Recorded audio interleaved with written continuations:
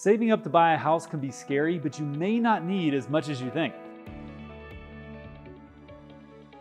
I do this weekly spot on The Burt Show with Kristen, the co-host, and we were talking about how so many people think that you need 20% down to buy a house, and that's just a myth.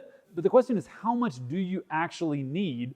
Because you do need money for multiple things, potentially when you buy a house. And those things, they can be the down payment, it can be earnest money, it can be inspections, it can be closing costs. And you're like, well, how much are all of those things? And what does that add up to?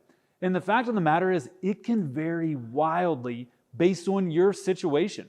I mean, there are programs out there where for certain first-time homebuyers, you can get an 100% loan where you borrow all the money, and then we might be able to get the seller to pay the closing cost. And you may only need $500 or $1,000 to do the entire purchase of the house. For other folks, that may not be the right program for you, and you may need, 3%, 5%, 10%, 20% for a down payment, plus a couple percent for a closing cost and earnest money. But the only way to figure this out is to actually talk to somebody who knows. So if you're thinking, man, I want to buy a house, but it seems like it's going to be a lot, talk to somebody and find out if it is a lot and find out what you need to do. Because once you talk to somebody who actually knows, and I mean, that's typically a real estate professional, we'd be happy to help you with that, or a trusted local loan officer, we'd also be happy to make that connection for you. And then you're going to know what you need to do. Then you can make a plan.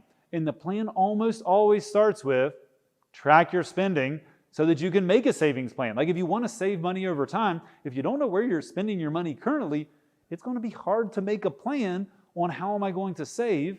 And if you don't know how much you need to save, it's going to be impossible to have a plan that you're actually executing.